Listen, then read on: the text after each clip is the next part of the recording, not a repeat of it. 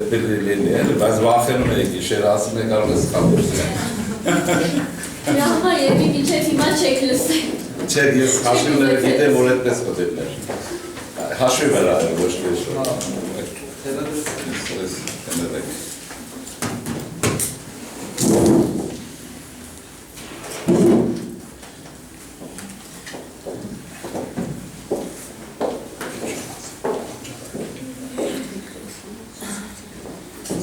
Բարև ձեզ հարգելի գործընկերներ, այսօրվա ասուլիսի թեման է ռուս-վրացական հարաբերությունները, դրանց ազդեցությունը Հայաստանի վրա, նաև կանդրադառնանք աբխազական երկաթուղու բացման հեռանկարներին։ Ասուլիսի բանախոսներն են քաղաքագետ Լևոն Շիրինյանը և վրացագետ Ջոնի Մելիքյանը։ Պարոն Շիրինյան, ռուս-վրացական հարաբերությունները կարծես թե նշմարվում են և նոր այս կառավարության քաղաքականությունը, որքան եք կգնահատեք այս հարաբերությունների Մի քիչ ասեմ, ես միշտ խորքի վերլուծության կողմ եմ, արտաքին տպավորությունը մանավանդ վրացիներն իրենք դերասանուհի նկատի ունեցել, դա բնավորություն է և ազգային նաև։ Կարծում եմ էական բան չի փոխվելու, կոորդինատների իմաստով Ռուսաստան, Վրաստան մնալու է հակամարտությունը, անշուշտ ինչ-որ կա, Հայաստանի հարցով շարունակելու են իրենց քաղաքականությունը, ինչ-որ գիտեք, և հայության նկատմամբ առանձին վերաբերմունքի փոփոխություն էական չի լինելու, բայց ինչն է բարդը, մենք պետք է հաշվի առնենք, որ մինչև Միխայիլ Սաակաշվիլիի պաշտոնավարության ավարտը Վրաստանում կարող է լինել անկայունության տևական շրջան, ինչի համար, նախ իշխանափոխություն է տեղի ունենում, ինքնին հասկանալ է, երկրորդը Վրաստանն անցնում է, ես մի անգամ առիթ եմ ունեցել մոդելի իմաստով գերմանական դասական մոդելին նախագահական ունենալով լինել պարլամենտական և գերմանական մշակույթի տևական ազդեցությունը Վրաստանի քաղաքական էլիտայի վրա։ Բայց այստեղ մի բան կա, որ Հայաստանի Հանրապետության հետ զուգահեռ նմանություն կա։ Երկու հանրապետությունում էր, առավել քան գուցե Վրաստանում դասական իմաստով կուսակցություններ չկան, մեզ մոտ էլ չկա։ Դրանք շահերի խմբեր են, քաղաքագիտության մեջ այդպիսի տերմին կա, որոնց խմբավորումների առաջացումը պայմանավորված է լինում ինչ-ինչ merkantil հաշվարկներ և Վրաստանում ակնհայտ է դա։ Ակնհայտ է նաև Հայաստանում այս բանը։ Հիմա տեսեք, սա ինչ է առաջացնում։ Սա կարող է տևականորեն այդ շահերի խմբերի միջև հարաբերությունների ճշմարտ շրջան դառնալ, իսկ եթե դա այդպես լինի, գուցե որ մենք չենք ուզենա գուցե այդպես լինել, ուրեմն ազգային հարցը նորից մեջտեղ կգա, որովհետև Վրաստանը իրենք ուզեն չուզել, իրենք չեն ուզում, որովհետև վրացական վերնախավն ուզում է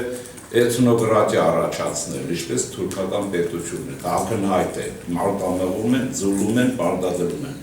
Հիմա այս պարագաներում կարող է դա գալ, եթե դասական կուսակցություններ լինեն, գուցե մտահոգություն, այսպես ասած, դա այդքան էլ մտահոգություն չի իմ համար, բայց բոլոր դեպքերում կարող է դա չնկատվել։ Բոլոր դեպքերում կարծում եմ սա հավանական այս տարբերակ մենք պետք է հաշվի առնենք։ Հիմա Ռուսաստանի պարագայով ասեմ, ես չեմ հասկանում։ Չնայած այսպես պատմականորեն այսպես է, առաջին հանրապետության շրջանում վրացական պետության մասին է խոսքը, ուրեմն անկախություն հռչակելու օրից Վրաստանի քաղաքական էլիտան հակադրվել է Ռուսաստանի քաղաքական էլիտային և որդեգրել արևմտյան քաղաքական ուղեկից։ Նույնը եղել է 89-90 թվերից քաղաքականության պարագայում։ Կարծում եմ սա չի փոխվելու։ Բայց ֆլիրտը, սիրախաղը, ինչ-որ քաղաքական կեղծավորությունը բեմականացումը լինելու է, որովհետև փորձելու են պահելով արևմտյան քաղաքական կողմնորոշումը ռազմական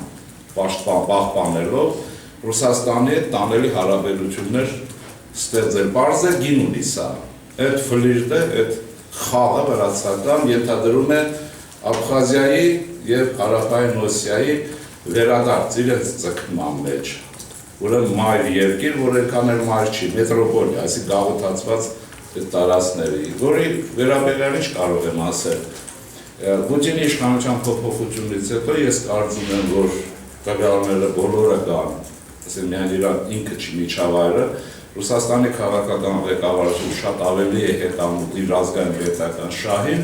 Եվ կարծում եմ, որ չի նվիրի Աբխազիա և Հարավային Օսիա Վրաստանին, և եթե նա նվիրի, կլինի աշխարհում ամենաանբարո պետությունը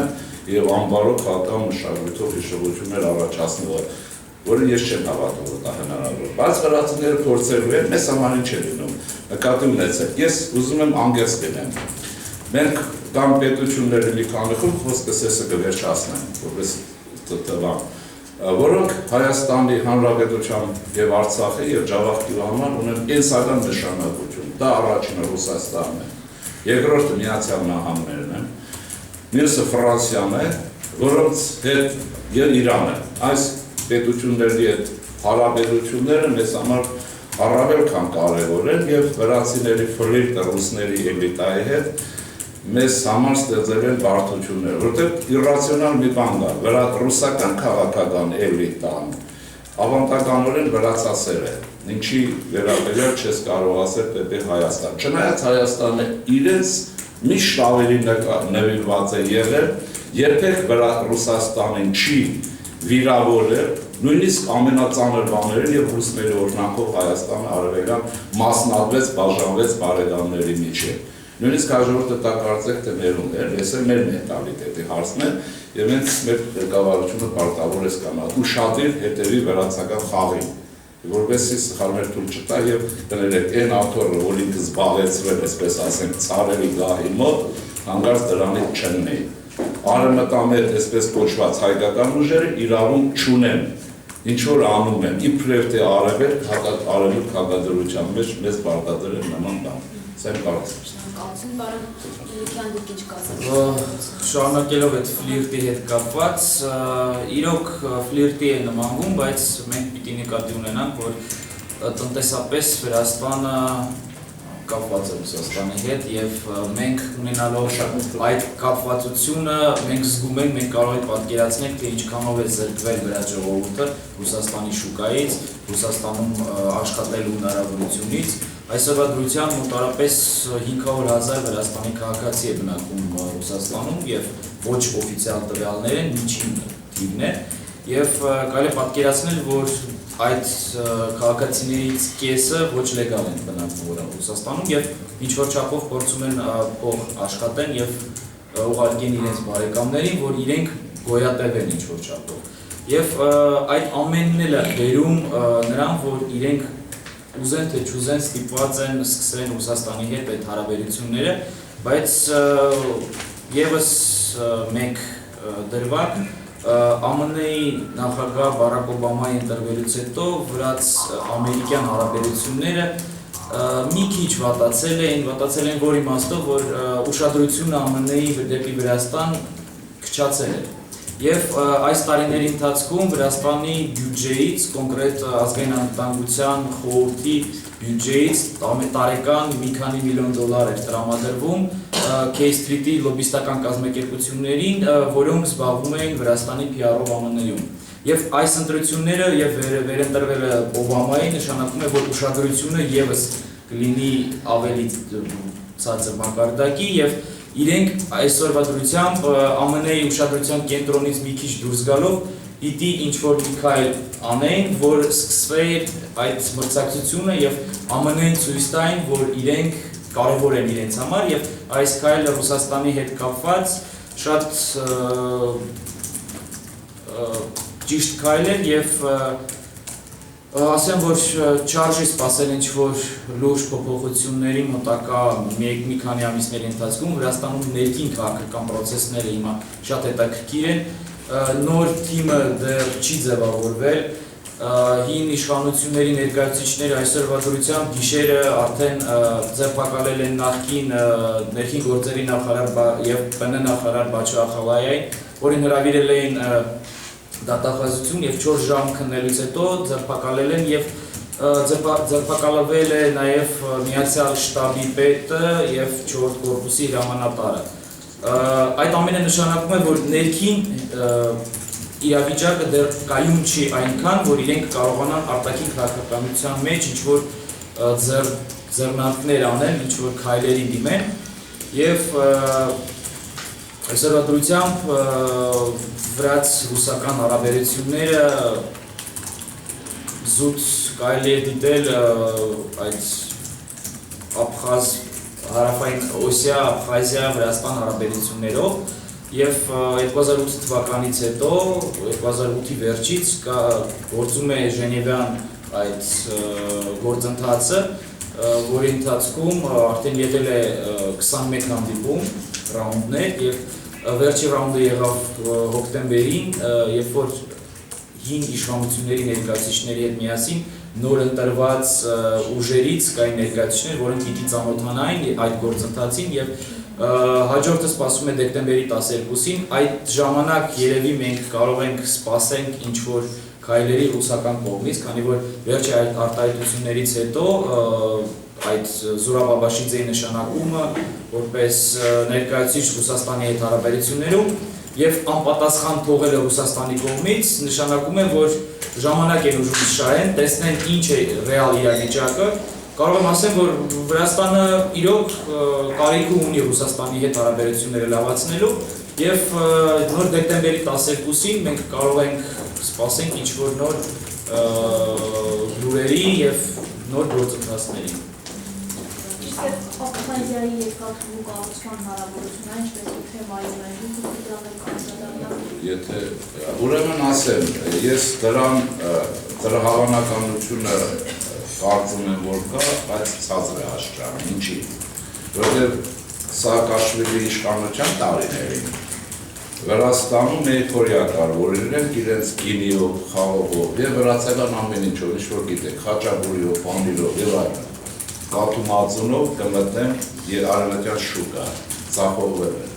որովհետեւ այդ շուկան գերհակեցած է եւ այդ շուկան առանձնապես նոր, այսպես ասած, արտադրողներ չի սիրում։ Դրա համար, քանի այս հարցը կա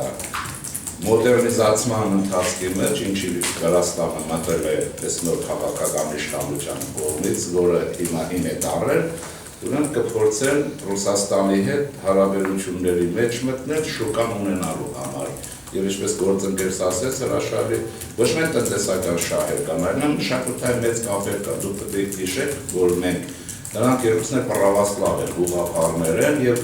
երկար մինչև 17 թվականը միավորումից հետո վրացական եկեղեցին ինքնուրույն կաթողիկոսություն չի ունեցել։ Ռուսաստանի սինոդը, նաև սինոդը վրացիներս նկատի ունեցեք, այս կապեր հարաբերությունները վերականգնելու եւ այլնի պոտենցիալ ունեն, բայց ես կարծում եմ, որ Կրեմլում այդքան միամիտ չեն 20 թվականի նման, որտեղ տնօրեն էին վրացի նացիոնալ բոլշևիկները, աջուրտի հանեն իրենց բարեկամների շահերը։ Պետք է փորձեն ճիշտ կրնել, որ փորձեին երկաթուղի գործարկումը քաղաքական ասպարեզից դուրս բերեին, որին վրացիները շահագրգիռ են։ Ես վստահ եմ, որ եթե ռուսների ներվերը հերիքի եւ հայկական կողմի մի քանի տարի հետեւական աշխատեն, հանուն Վրաստանի տնտեսական քլուզման կասեցման եւ այն հաջողությունների պահպանության, որ ունեն ակնհայտ, ուրեմն նրանք գնալու են դրան, բայց փորձելու են հետ բերել տարածքը եւ այստեղ ես Բերլինի կոնգրեսից մի բան եմ ուզում հիշեցնել, քաղաքական մշակույթը չափազանց կարևոր է պատմական իմաստով, գործում են պետությունները ստերեոտիպներով նաեւ, ուրեմն տեսեք ինչ կա, վրացիները սովոր են լինելով թույլ երբեմն ուրիշների միջոցով ուժեղանալ եւ ուրիշների հաշվին եւ նրանց թիկունքում գործարքների գնալ հաջողություններ ունենալ։ Սա վրացական քաղաքական մշակույթի կարևոր մասն է։ Ես ուզում եմ ասեմ հետո մենք պետք է դուրս գնանք, մեր հետավաճան մասին է խոսքը, որ արտաքին տպավորություններից հանգած բան չանեն, նրանք կփորձեն եւ Բերլին կոնգրեսում էսպիսի բան եղել է։ Իտալիան ջախջախվել էր այդ պատերազմում, բացարձակ։ Բերլինի կոնգրեսը եկել կոնկրետ պահանջներով։ Ամեն ինչ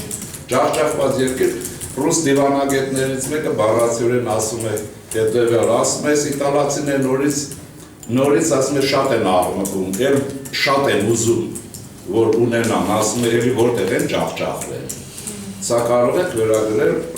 վրացական քաղաքական մշակույթին եւ բարձ է հայ-թուրքական հարաբերությունների մեջ նրանք փորձել են դերակատար լինել։ Եվ մի հանգամանք հաշվի պետք է առնել, արդեն ակնհայտ է։ Իսկապես Սաակաշվիլին քաղաքական գործիչ է, լավ կրթություն ունեցող եւ Վրաստանին նվիրված մարդ, ինչ որ Վրաստանում բացառիկ դեպք չի, ի տարբերություն ուրիշ տեղերի։ Երկրորդ մասը կա, Բիձինա Իվանիշվիլին պետք է նկատի ունենանք, որ բիզնեսմեն է, սա պրագմատիկ է, Սա գործարար մարդ է եւ նրա մոտ գործարար հատկանիշներն ու գործարար քայլերը կլինեն շատ ուրեմն ընդգծված, բայց բանն այն է, որ ասեցի չունեն կուսակցություններ եւ ես դասական իմաստով սա խնդիր կառաջացնի եւ գուցե այդ անդրադառնալը սկսվում է։ Մենք պիտի բոլոր իմաստով պատրաստ լինենք։ Քիշելով մի բան ասեմ ու վերջացնեմ ես։ Տաղանդավոր մի քաղաքական գիտնականի Գումբլովիչ Լյուդվիգ Մելան ասում էր, որ որևէ պետություն չի սիրում, որ իր հարևան պետությունը լինի ուժեղ։ Նրանց սա պետք է ականջներին օղ անեն, չուժեղացնեն ուրիշին։ Եվ Ջավախքի խնդիրը չպիտի մոռանալ, որ կարող է սկսվել բաներ, չնայած ոնց որ սրանք քարտեզման, այսպեսի փորձեր են անում, կարեկտիրովկա այսպես շատ գերել եւ այլն, բայց դուք պետք է նկատի ունենաք, որ էություն մնում է նրա առաջի հայտարարությունը, մնացածները վրացական բլիֆն է եւ հոլերտ է։ Սրանք պետք է հաշվի առնել եւ աշխատել, որ հայկական գործոնը հաշվի առնվի։ Ոչ թե հայ է առանձին, հայկական գործոնը, եթե դա եղավ, մենք կունենանք բարեկամ Վրաստանում, բարեկամ հարաբերություններից, մնացած բարդությունների հետ անելով եւ հարցնել են բարեկամ եք թե չէ։ Չնայած խոսել ենք դրա մասին։ Մելիքյան դուք ինչ կասեք։ Նախ սկսեմ նոր նախարար Պահատա Զաքարիաշվիլի, ռեինտեգրացիայի նախարար Պահատա Զաքարիաշվիլի ելույթից, որով շատ առաջադեմ գաղափարներ առաջ բերեց ինքը այդ երկաթգծի շահագործման հետ կապված եւ ամենակարևորը, որ խոսացվեց, որ Աբխազիա եւ Հարավօսիայի անձնագրերը կարող է ժամանակի ընթացքում ճանաչվել Վրաստանում։ Ինչը դե ֆակտո նշանակում է, որ իրենք ճանաչում են անկախությունը այդ երկու տարածքների։ Ինքը երևի հիմա թիրախ կդառնա քրիտիկայի Վրաստանում, բայց այդ գաղափարներով ինքը փորձում է առաջ գնալ։ Եվ վերադառնալով երկաթգծին նշեմ, որ կլինեն խնդիրներ նաև աբխազների հետ կապված, շփվելով մոտարապես ժուրնալիստների եւ ՀԿ-ների ներկայացուցիչների հետ իրենց ես մեկ բան հասկացա, որ իրենց մոտ կա այդ ֆոբիան վերադարձի հետ կապված, հարաբերություններ ստեղծելու հետ կապված։ Հիշեցնեմ, որ 1992 թվականին զուտ հենց երկաթգծի հետ կապված վրացական զորքերը մտան Աբխազիա, որ ապահովեն անվտանգությունը եւ այդ կոնֆլիկտը զարգացավ եւ այդ ամենը դեռ իրենց հիշողության մեջ նստված է թողել։ Հիշեցնեմ, որ 2004 թվականին իշխանության գալուց հետո Միքայել Սաակաշվիլին փորձեց այս հարցը բարձրացնել եւ աբխազական կողմը նույնիսկ հաշվարկներ էր պատրաստել, ըստ որոնց իրենց շահույթը տարեկան կազմում է մոտավորապես $8 միլիոն գործակելուց։ Եվ այսօր դրությամբ իրենք ասում են, դե այդքան էլ տնտեսապես մեզ օգուտ չի, որ մենք բացենք։ Եվ մենք ունենանք խնդիրներ, պարզ է, մեր վրա շատ է անդրադառնում եւ պարոն Շիրինյանը ճիշտ նշեց, նույնիսկ Լարսի հետ կապված բանակցությունները, որ եղան, Վրաստանի համար կարևոր էր այդ ճանապարհը, բայց իրենք պատճառաբանեցին, որ մենք այնքան ենք ուզում լավություն անենք հայ ազգին, որ մենք այդ ճանապարհը բացում ենք։ Մենք պիտի զգուշ լինենք, որ չասեն, որ հայերին պետք է, մենք դրա համար այդ ուղղությամբ գնացինք եւ բացեցինք, վերագործարկեցինք այդ երկաթգիծը։ Ունենք խնդիրներ վերանորոգման հետ կապված, կան տարածքներ, որոնք պիտի նոր ճանապարհ բացվի եւ պարզ չէ թե ով է ֆինանսավորելու այդ պրոյեկտը։ Ըստ այդ ամենի կարելի ասել, որ այո, սկսվել այդ տնտեսական հարաբերությունները Ռուսաստանի եւ Վրաստանի միջեւ, բայց այս հարցերը մոտակա 5 տարիների ընթացքում կարող է ինչ-որ չափով լուծվեն կամ էլ նույնիսկ մինչև 10 տարվա այդ ժամանակահատվածում։ Մի բան նկատի ունեցեք, որ պարլամենտարական հանրապետությունը ինքը անկայուն է։ Այսինքն նաև մանավանդ կուսակցությունը այս բանը հաշվի պետք է առնենք։ Անկայուն է եւ կարգապահության եւ առնի առումով ինձ թվում է հետ վերադարձել լինելու սովետական շրջանին մոտիկ, որովհետեւ դրա չոր պետական կարգապահություն, հարկեր եւ այլն ինձ թվում է ընդրողին դեմ հանեցին, ում չէին թողում գողանալու, դրանք դեմ են քվարկելին պատկերացնում, որովհետև տարօրինակ է այդ բոլորը, մնացածը չեմ ուզում, այսինքն սրանք մեզ համար առաջացնում են խելքով աշխատելու հնարավորություն և չմոռանանք ռուսական գահի մոտ չթողնելու զբաղեցնել այն տեղը, որտեղ դա շատ գրավիչ է մեր արևմտամետների համար, ուրեմն որը մենք զբաղեցրել ենք այս տարիներին, դա որ շատ կարևոր բան է։ Մնացածն այսպես, շատ բան չի, իրենց վիճակ շատ ավելի ծանրանում է, ոչ Ամերիկայում են, չէ, Վաշինգտոնում հետ կամ միամիտ տղաներ չեն նստած, ոչ էլ կռևում են այդպես միամիտ զինվորականներ։ Նրանք փորձել են նստել երկու զինվոր միանգամից, դա պատժատ չափերով է նախատեսնում քաղաքացիության մեջ, տեսանելի կամ անտեսա, պետք է նկատի ունենալ, բայց ուշադիր հետևել տեսնել ինչ է լինում մնացածը։ Հարցս երկու բանախոսային եմ ուղղում, մի կողմից Պատ Ղազաքայաշվիլին հայտարարում է, որ պատրաստ են գնալ բանակցությունների բացելու երկաթուղին, ակնարկում է աբխազական և օսիական անձնագրերի մասին, մյուս կողմից սակայն վրացի քաղաքագետները, որոնց հետ ես խնդրի վերաբերյալ խոսում եմ, իրենք ասում են, որ երբեք երկաթուղու գնով Վրաստանը չի ճանաչի Աբխազիայի և Օսիայի անկախությունը։ Այս դեպքում ինչն է պատճառը, որ վրացական նոր կառավարությունը ինչ որ այդ հարցը ակնարկում է, փորձում է դրանով ինչ որ սիրաշահել, ռուսական կողմին, որպեսզի հարցում արդյունք լինի, հետո իրենք հետ կանգնեն իրենց։ Հիմնականում կարելի ասել ոչ թե Ռուսաստանին, այլ աբխազներին և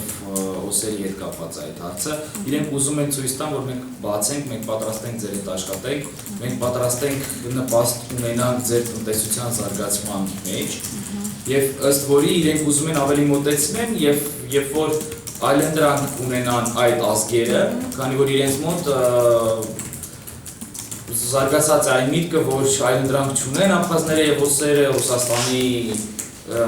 գահի տակ են մտել և ինչ-որ ձև պիտի հանենք, մենք պիտի աջակցենք իրենց, որ դուրս բերենք այդ իրավիճակից։ Իրենք ուզում են այդ այլընտրանքը ստեղծեն։ Իսկ այդ արտահայտությունները, որ մենք չենք հրաժարվի, պարզ է, որ մարդը ասեց, որ մենք պիտի ճանաչենք անկախությունը Աբխազիայի և Հարավային Օսիայի, այդ մարդը արդեն քաղաքականության մեջ Վրաստանում գործ չի ունենա և ազգի դավաճանք լինի։ Ըստ դրա իրենք պիտի այդպիսի արտահայտություններ անեն, բայց կողքից էլ ավելի կոնստրուկտիվ գործունեությամբ զբաղվեն։ Ու կարելի է, եթե համեմատենք նույն Զաքարիաշվիլիի արտահայտությունները, ինչ է ինքը ասել, կարելի է հասկանալ, որ կա ավելի խորքային մոտեցում և կա պոպուլիզմ, որով իրենք փորձում են շահել այդ նացիոնալիստ վրացիների գնահատականները, որ հայո նոր իշխանությունները, նոր կառավարությունը լավ է աշխատում։ Ես մի բան ավելացնեմ, մեր չկա և վլիրտը, կա նաև ռեալը, որ տնտեսականն է։ Վրաստանը առանց Ռուսաստանի հետ լայն տնտեսական համագործակցության իր ռեզերվները ևս սպառել է արևմուտքի հետ։ Ակնհայտ դարձավ չեն կարող, ոչ իրենց ինքնատիռով մտնել, որը չունեն աշխարհ, ոչ էլ գինիներով, որի կարիք աշխարհը չունի։ Հիմա բայց տնտեսական զարգացում է պետք, չէ, պարզ է։ Ուրեմն այս իմաստով նրանք անգեղծ են երկաթուղու հարցը, որտեղ երկաթուղի հետ լայն էժան փոխանակության եւ այլն։ Երկրորդը, ուրեմն այդ օգտագարելի հետ էլ ստանան հաճելի, համել վերադառնա Աբխազիան մայր հայրենիքի գիր, որոնք մայր հայրենիքը տեսնել չեն ուզում եւ իրավացի են։ Իսկ ինչ վերաբերում է հայտարարություն եւ Ռուսաստանի դուր գալու բան է, նկատի ունեցեք նոր իշխանություն է, ռուսների հետ հարաբերվել, որտեղ Ռուսաստանը մեկ էլ մի հատ քարտը շարժեց, մի հատ էլ օգոստոսը կարող է ջավախներ փոխվի, հետո ինչ գիտեք, ինչ եմ ուզում ասել, եւ այնտեղ ադրբեջանական, թուրքական հարց կա եւ այլն, սա Վրաստանն է։ Ուրեմն սրա մեջ նաև դուր պիտի գան, չէ, աշխարհի երկրորդ գերտերությանը, այս տարիներն ապացուցեցի, որ ամերիկացուն ինչ կանես դուր գաս այսօր Կովկասում, առանց ռուսի բարեհաճության ոչինչ ես։ Եվ այդ որ երբեք չի լինելու, դե առաջ էլ ասում են երբեք Հարավային Օսիան չի կարող փոխվել Վրաստանից, փոխվել է թե չէ։